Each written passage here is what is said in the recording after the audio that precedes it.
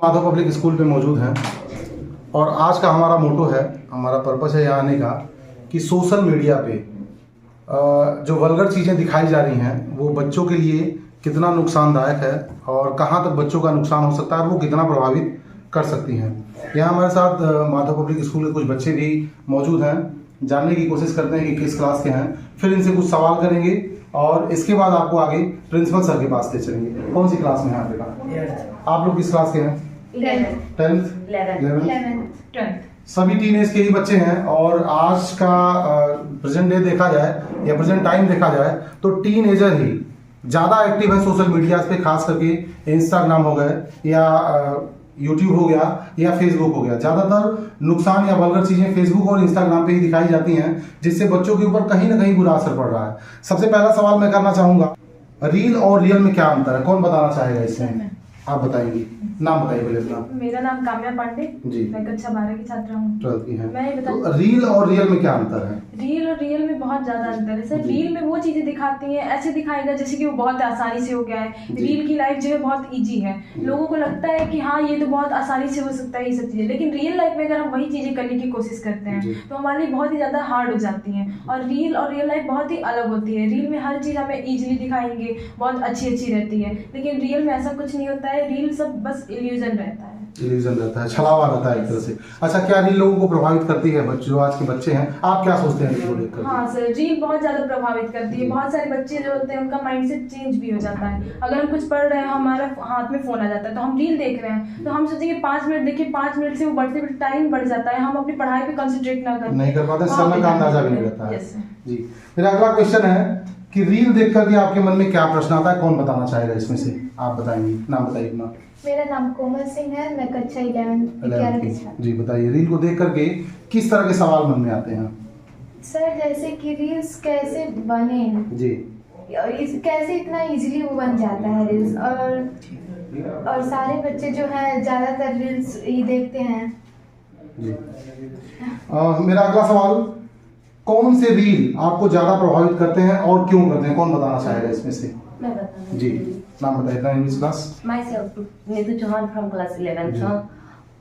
अधिकतर ये रील्स हमें मतलब एजुकेटेड वाला जो मोटिवेशनल रहता है वो ज़्यादा प्रभावित करते हैं। हम जो फालतू रहते हैं, कुछ लोग अनेक चीज़ भी डाल देते हैं, वो नहीं दिखाना चाहिए। और स्टूडेंट लाइफ के लिए तो बिल्कुल नहीं ये सब रहना चाहिए। कहीं ना कहीं वो नुकसान करते हैं बच्चों हमारी को। पढ़ाई को बहुत नुकसान करता है। जी, तो इससे कैसे बचा जा सकता है? इससे हमें ये बचा जा सकता है कि हमें ज़्यादा से ज़्यादा मतलब सोशल मीडिया का कम से कम यूज करना चाहिए और अपनी पढ़ाई पे ध्यान देना चाहिए। सही बात कहा आपने। अगला सवाल है मेरा, क्या रील के माध्यम से शिक्षाप्रद चीजें दिखाई जाती हैं? कौन? आप बताएंगे। नाम बताइए। मेरा नाम अभिलाषा ओझा है और मैं कक्षा 10 की छात्रा हूँ। जी।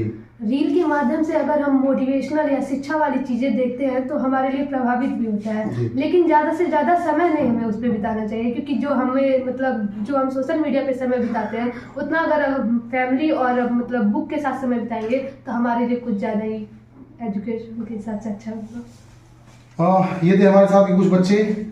अब आपको यहाँ माधव पब्लिक स्कूल के प्रिंसिपल के पास ले चलेंगे और कुछ अन्य सवाल उनसे भी पूछेंगे और जानेंगे कि इन चीज़ों से कैसे बच्चों को रोका जा सकता है और कैसे जो गार्डियंस है, पेरेंट्स हैं, वो इन पे ध्यान देंगे। एक बच्चा और हमारे साथ मौजूद है। क्या नाम है आपका? माय नेम इज रमापति पाठी, I am from class 8। Class 8। ये जो सोशल मीडिया के माध्यम से जैसे फेसबुक हो गया या इंस्टाग्राम हो गया या यूट्यूब हो गए, तो इनके माध्यम से कहीं शॉर्ट्स है, कहीं रील चल रहा है, जो वल्गर चीज़ें दिखाई जा रही हैं, ये क्या बच्चों को प्रभावित कर रही हैं आज के दिनों में? सर बिल्कुल कर रहे हैं, क्योंकि आजकल बच्चे निगेटिव की तरफ ज़्यादा आकर्षित होते हैं, पॉजिटिव की तरफ बहुत कम आकर्षित होते हैं। और हमें बच्चों को तो जो स्टूडेंट हैं, स्टूडेंट लाइफ में सोशल मीडिया का यूज करना ही नहीं चाहिए। हमारे जो फेसबुक के CEO हैं वे खुद कहते हैं कि बच्चों को नहीं करना चाहिए सोशल मीडिया का यूज। वे अपने एक इंटरव्यू में कहते हैं कि मैं जब भी फेसबुक का अनलिमिटेड टाइम यूज करता हूं तो वो एक PA रखे हैं और वे उन्हें थप्पड़ मारती है और कहती है कि तुम फेसबुक का यूज मत करो। बहुत बड़ी बात बच्चे ने कही। आप देखिए, वो कहीं ना कहीं से प्रेरित है मार्क जकरबर्ग से, जिन्होंने खुद अपनी फीलिंग शेयर की है सोशल मीडिया को यूज करने का। ये तमाम प्लेटफॉर्म है जहां लोग अपना ज़्यादा से ज़्यादा समय आज के टाइम में बिता रहे हैं। अब बिता क्या रहे हैं, मैक्सिमम लोग तो देखते हैं अपना समय बर्बाद ही कर रहे हैं, खास करके वो टीनेजर हो गए या स्टूडेंट हो गए। तो बच्चे ने बहुत अच्छी बात कही कि सोशल मीडिया से हमको दूर रहना चाहिए। उन्हीं चीज़ों को हम सोशल मीडिया से उठाएं जो हमारा मार्गदर्शन करें और हमारे पढ़ाई पीरियड में काम आए। आइए आपको आगे चलते हैं। आज हम सर से मिलने आए हैं और आज के टाइम में, वर्तमान समय में जो सोशल मीडिया के माध्यम से वल्गरनेस चीज़ें फैलाई जा रही हैं, बच्चों को गलत दिशा की तरफ मोड़ा जा रहा है, उनसे बच्चे कैसे बचें और साथ ही साथ उनके माता पिता बच्चों पे कैसे ध्यान दें, स्कूल प्रशासन इस चीज़ से कैसे उनको मोटिवेट करे कि इन चीज़ों से दूर रहें, उस पर कुछ चर्चा आज सर से करेंगे। हमारे साथ माधव पब्लिक स्कूल के प्रिंसिपल मौजूद हैं। बहुत बहुत स्वागत है सर हमारे चैनल में। धन्यवाद सर, थैंक यू। सर, ये सोशल मीडिया के माध्यम से जो वल्गर चीज़ें दिखाई जा रही हैं, तो क्या ये बच्चों के जीवन को या उनके लाइफस्टाइल को प्रभावित कर रही हैं? बिल्कुल प्रभावित कर रही हैं। बस हमें देखना है कि उस चीज़ को हम पॉजिटिव वे में कैसे लेके आएँ और बच्चों को कैसे बताएं भैया तुम्हारे लिए क्या सही है क्या गलत है। उस हिसाब से हम उनको काउंसिल करेंगे तो बच्चे हमारे सही राय पे चलेंगे। और जबकि आजकल का मीडिया का जमाना है, हम उसको छोड़ भी नहीं सकते हैं। जी। हमें उसके हिसाब से काम करना है। टेक्नोलॉजी का टाइम है, उससे तो जुड़ा ही रहना है। लेकिन कैसे वो सीमित समय में इन चीज़ों का प्रयोग करें और बुरी चीज़ों से दूर रहें। जी, हमें देखना है कि स्कूल में टीचर और घर में उनके माता पिता और भाई बहन ध्यान दें, जिससे कि वो उस चीज़ को देखें जो उनके लिए जरूरी है, जो उनके फायदे की चीज़ है। ऐसी चीज़ पे ध्यान ना दें, ऐसी चीज़ को क्लिक ना करें जो उनके लिए ज़रूरत नहीं है, या उसमें जो स्कूल से बताया जाता है भाई तुम्हें ये साइड देखना, ये क्वेश्चन देखना, ये आंसर देखना, उसी पे ध्यान दें। बाकी बीच में आती हुई अन्य चीज़ों पे वो क्लिक ना करें, उसे उस साइड पे ना जाएं। जी। तो बुरी चीज़ों के साथ साथ कुछ बच्चे ऐसे हैं जो सिंगिंग में ठीक हैं या डांसिंग में ठीक हैं। हाँ। तो वो शौक में अपने डांस का वीडियो या फिर ये सिंगिंग का वीडियो बना रहे हैं, वो इनकी पढ़ाई में कितना घातक हो सकता है? नहीं, अगर वो अपना पढ़ाई करने के बाद वो बना रहे हैं जी, तो वो उसको एज ए करियर टेकअप कर सकते हैं जी। लेकिन अगर खाली रील बना के डाल रहे हैं तो वो उनके लिए घातक है, क्योंकि वो थोड़े समय के लिए है, उनका जो पूरा ध्यान बांटेगा वो और पढ़ाई पे कंसंट्रेट नहीं कर पाएंगे। तो उन्हें इन चीज़ों से दूर रहना है, क्योंकि ये चीज़ें हमारा टाइम भी खराब कर रही हैं और हमारा ध्यान भी भटका रही है, फ्यूचर भी स्पॉइल कर रही है। अच्छा, मोबाइल के जरिए जो रील बनाया जा रहा है, जी, क्या उससे बच्चों के आचरण में भी कोई बदलाव देखने को मिल रहा है? बिल्कुल दिख रहा है जी। बच्चे आजकल उसी हिसाब से रिएक्ट कर रहे हैं, वैसे ही बनने की कोशिश कर रहे हैं जैसा वो रील में देख रहे हैं, और उससे क्या अपनी पढ़ाई से भटक जा रहे हैं। तो हमें देखना है कि माँ बाप उस पर गौर करें। और स्कूल में जैसे हम लोग का है, वो हम लोगों ने अपने स्कूल में sexual harassment committee, child protection committee बना रखी है, जो कि बच्चों के हित के लिए काम करती है। छोटे छोटे बच्चे होते हैं उन्हें समझाती हैं। उसके बाद जो क्लास 5 के ऊपर के बच्चे हैं उनको सही गलत के बारे में समझाती हैं, बॉडी डेवलपमेंट होता है, वो चीज़ होती है उसके बारे में बताती हैं, और उनको बोलते हैं कि भाई अपने घर में माँ बाप से किसी एक के साथ तो फ्रेंडली रहो जी, जो अपनी हर चीज़ शेयर कर सको, सारी फीलिंग शेयर कर सको, जिससे आपका भाई बहन हो बड़ा, या आपकी मम्मी हो, या स्कूल में टीचर हो, किसी, लेकिन आपको कोई ऐसा चाहिए जिससे आप शेयर कर सकें जी। वो आपको सही गलत की राय देगा तो आप उससे दूर रहेंगे और सही राह पे चलते रहेंगे जी। बच्चों को मोबाइल से कैसे दूर किया जा सकता है? क्योंकि कोरोना काल से, जब से लॉकडाउन लगा था, एक व्यवस्था प्रभाव में आई थी, ऑनलाइन व्यवस्था, ऑनलाइन टीचिंग की। तो ऐसे स्थिति में बच्चों को कैसे उनसे दूर किया जा सकता है, या कैसे उनको कन्विंस कर सकते हैं कि सीमित समय के लिए ही उनको मोबाइल का प्रयोग करना है? इसमें क्या, हमारे स्कूल में क्या है, जैसे बच्चों के घर में टीचर कॉलिंग करते हैं, और अगर टीचर बताते हैं कि बच्चा मोबाइल यूज़ कर रहा है, तो हम उसको सीधा सीधा बोलते हैं आप 1 to 5 के लिए मोबाइल एकदम अवॉइड करें। अगर देते हैं तो सीमित समय के लिए, 20 मिनट आधे घंटे के लिए, लेकिन आप साथ में बैठे बच्चा क्या देख रहे हैं जी। उसके बाद में हम स्कूल में आने के बाद बच्चे को हम भी काउंसिल करते हैं और बताते हैं बेटा तुम मोबाइल ज़्यादा यूज़ करो, रेडिएशन होगा, वो तुम्हारे शरीर के लिए नुकसान करता है, तुम्हारी आँख खराब होती है ज़्यादा स्क्रीन टाइम होने से जी। तो तुम इन चीज़ों को अवॉइड करो। और हमारे टीचर ऐसे इतने कोऑपरेटिव हैं कि वो बताते हैं कि भाई हम कोई ऐसा काम नहीं देते कि बच्चे को मोबाइल यूज़ करना पड़े जी। बड़ी क्लास के बच्चे हैं, कुछ ऑनलाइन क्लासेस ज्वाइन करते हैं, तो वो फायदे के लिए है उनके, लेकिन उन्हें भी काउंसिल किया जाता है स्कूल की तरफ से कि भाई तुम्हें क्या चीज़ देखना है, क्या नहीं देखना है जी। और अगर कुछ ऐसा है तो आप टीचर को बताइए, अपने माँ बाप को बताइए, भाई हम ये देख रहे हैं जिसमें ये चीज़ आ गई, जिससे आपको सही रास्ते पे ला सके, वो गलत चीज़ पे अवॉइड कर सकें जी। जी सर। 5th तक के बच्चे तो मान लीजिए मैक्सिमम घर ही पे रहते हैं, जो टीन एज में बच्चे आ चुके हैं, तो मैक्सिमम वो घर से बाहर रहते हैं, जिनको पेरेंट्स ने एक पर्सनल मोबाइल दे रखा है, तो उनको इन सब चीज़ों से कैसे बचाएंगे? उनके लिए तो एक ही रास्ता है कि हम उन्हें सही गलत का अवेयर करें जी। अगर माँ बाप भी काउंसिल करते रहें, बताते रहें, और वो तब पॉसिबल है जब बच्चे के साथ में आप फ्रेंडली हैं जी। ये नहीं कि हमेशा डांट पीट के काम करें, उनके साथ फ्रेंडली होकर समझाएं।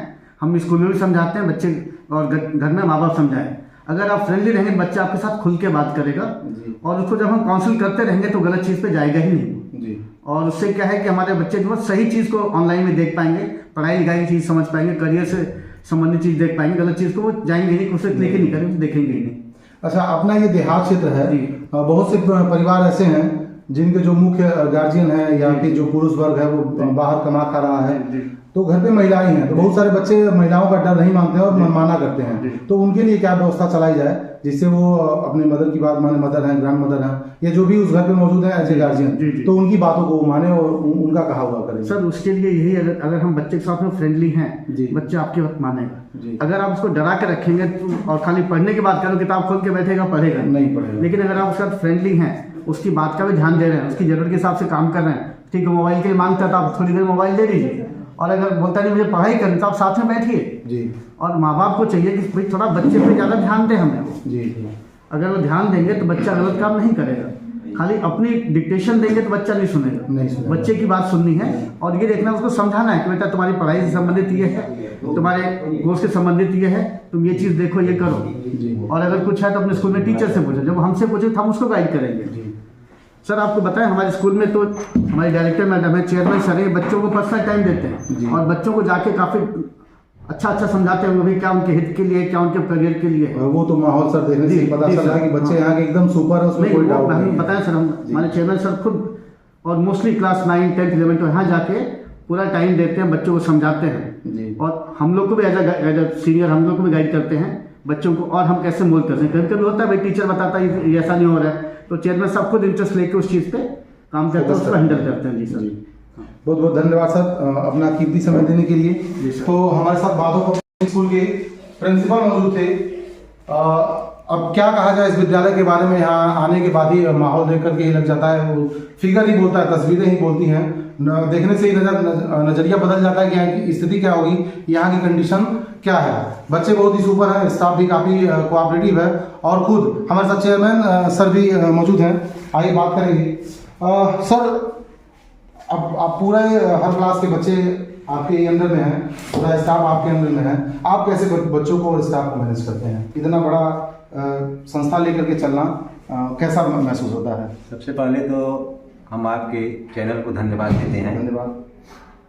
आपने हमको अवसर दे रहे हैं कुछ कहने के लिए, और आपके चैनल के माध्यम से हम सभी अभिभावक को जो भी विद्यालय से जुड़े हैं या नहीं जुड़े हैं सबको शुभकामना देते हैं। और ये सारी व्यवस्था चलाने के लिए बहुत ही पेशेंस के साथ सबका कहीं ना कहीं मैनेजमेंट बनाना पड़ता है कि समय टू समय, क्योंकि समय की बहुत इम्पॉर्टेंट समय ही है जी, और समय के साथ ही हमें चलना है। सर चूंकि ग्रामीण क्षेत्र है तो बहुत से परिवार ऐसे हैं जिनके घर पे मेल गार्जियन नहीं हो, बाहर ही रहते हैं, कमाते हैं और घर का सारा खर्च उनके जिम्मे है, बच्चों की पढ़ाई जिम्मे है। जहाँ महिलाएं हैं जिस घर में, वो बच्चों को कैसे उनकी देखभाल करें, उनकी परवरिश करें, क्योंकि बहुत सारे बच्चे माँ की या दादी की सुनते भी नहीं हैं। देखिए ये सबसे बड़ा पॉइंट है आपका जी, क्योंकि बच्चे जो है मम्मी को बात कम मानते हैं जी। तो मेरा तो सभी उस अभिभावक से आग्रह है जी कि वो स्कूल से जुड़ें। पेरेंट्स मीटिंग में या उसके बाद भी अगर स्कूल से जुड़ते हैं जी, तो उन बच्चों में बहुत परिवर्तन होगा। मैं प्रैक्टिकली रूप से बहुत सारे अभिभावकों को ऐसा सजेशन दिया, आप बाहर हैं तो कोई बात नहीं है, बच्चे माँ के साथ ज़्यादा समय रहते हैं जी, और माँ के साथ ज़्यादा समय रहते हैं तो माँ उसकी हर चीज़ जानती है जी। अगर माँ स्कूल आती है तो स्कूल के द्वारा बहुत सी ऐसी बातें बताई जाती है कि वो उस बात को घर में जाके रिपीट करती है। तो लागू करने के बाद बच्चों में एक तो उनकी जो एजुकेशन की क्वालिटी है वो भी बढ़ता है और बच्चे मम्मी से डरना शुरू करते हैं, क्योंकि मम्मी जो है स्कूल आती हैं, बच्चों को पता होता है और उनको लगता है कि अगर हम बात नहीं मानेंगे तो हमारे टीचर से कुछ कहेंगे, शिकायत करेंगे। और ज़्यादातर अभिभावक ये बात कहते हैं कि बच्चा मेरा बात नहीं सुनता है। जी, टीचर जो कह देती हैं ये वही मानता है। कॉमन प्रॉब्लम है। कॉमन प्रॉब्लम है। तो मैं उन सभी माताओं को अपने स्कूल के तरफ से एक सुझाव है जी, कि आप स्कूल से जुड़िए, जो भी क्लास के टीचर हैं उनसे मिलिए, जी, और मिलने के बाद आपकी समस्या कम हो जाएगी। जी, और ये बच्चे जैसे बड़े होते हैं, आपने अभी पूछा कि टीनेजर हैं तो उनकी समस्या ज़्यादा होती है।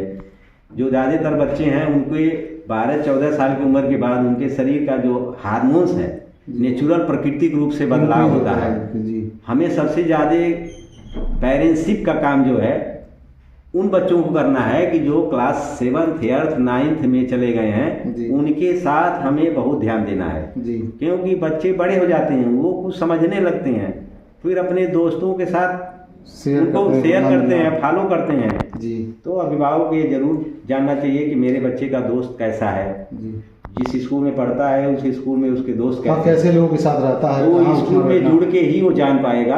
क्योंकि बिल्कुल। यहाँ पे सब चीज़ें बताई जाएगी कि आपके बच्चे के क्या रोल चल रहा है। हम लोग तो देखते हैं ना, LKG UKG से 6 7 8 बाद 9th 8th में बच्चे जाके बदलते हैं, और स्कूल से जो प्रॉपर सूचनाएं रहती हैं वो भी घर वो देना नहीं चाहता। अपना वो हरकतें कहा बच्चा घर बताएगा। हाँ, वो बताता नहीं है। जी। तो थोड़ा सा जो है इसमें गार्जियन को, अगर वो स्कूल से जुड़ेंगे तो मोबाइल के प्रति जो है, जी, कहीं ना कहीं बच्चे कहते हैं कि हम मोबाइल से पढ़ेंगे।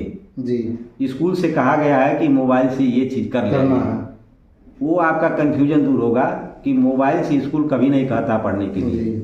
आपका अब जो बहुत बार डाउट ऐसा है, होता है कि बच्चे बात बना करके घर जाकर कुछ भी बोल देते हैं। हाँ कुछ बोल देते हैं क्योंकि जी। उनको मोबाइल देखना रहता है। जब उनके मोबाइल हाथ में आएगा तो तमाम ऐसी चीज़ें हैं कि जब वो मोबाइल में अपने आप आती है वल्गर चीज़ें, वो बच्चे हैं, और देखेंगे उनको अच्छा लगेगा उनको। बालमन है, वो स्वाभाविक है, अभी उतना मेच्योरिटी है नहीं, तो उधर उनका दिमाग चला जाता है। जी, डाइवर्ट जल्दी हो जाता है। लेकिन अगर वो स्कूल से जुड़े रहेंगे तो उनको बच्चों को डर रहता है कि नहीं नहीं स्कूल से नहीं कहा गया, मम्मी पता है, पापा पता है। जी, हम लोग व्हाट्सएप ग्रुप बनाए हैं, और ये व्हाट्सएप ग्रुप बनाने के मतलब यही है कि पापा अगर कहीं भी हैं, तो वो उनको जिले में जानकारी है, मिलती रहे कि हाँ, स्कूल में चल क्या रहा है, जी। और उसके माध्यम से पूरा प्रयास किया जा रहा है।